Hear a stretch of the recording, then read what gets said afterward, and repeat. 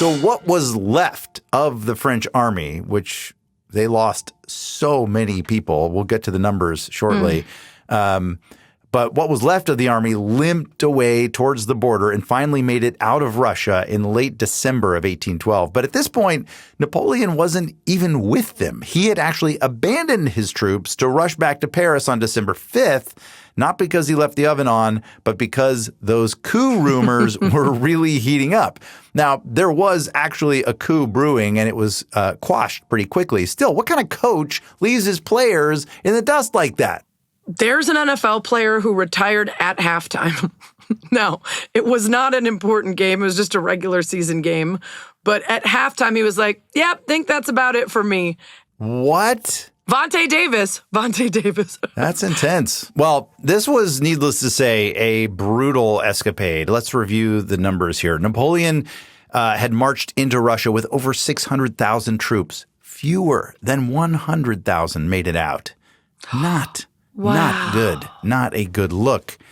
And after this, the dominoes started to fall pretty fast. Napoleon's aura of invincibility was shattered and his enemies pounced. By 1814, a coalition of major European powers, including Austria, Prussia, Russia, Britain, and others, defeated him and sent him into exile on the island of Elba, which is kind of a beautiful island in the Mediterranean. So I was going to say, sounds nice. Yeah.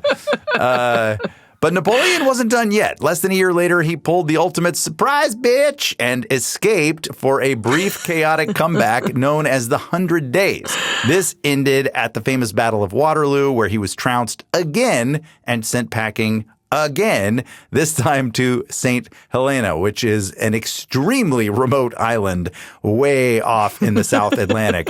They learned their lesson. Like, we're not going to put him in just like a nice fancy place. We're sending him way the hell away. Meanwhile, the rest of Europe, traumatized by Napoleon's entire vibe, held the Congress of Vienna to redraw the map, restore monarchies, and basically agree, let's never do that again.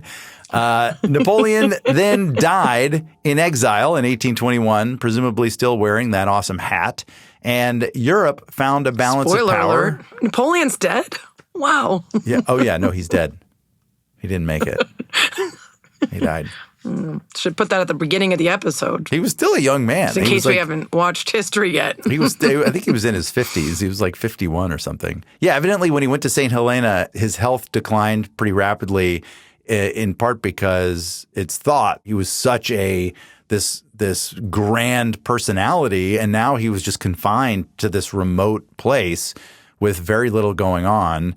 And he became depressed and reclusive, and his health declined. Died of a broken heart. Wow. I guess so. I would have guessed gout. Yeah. To be honest, I would have guessed gout.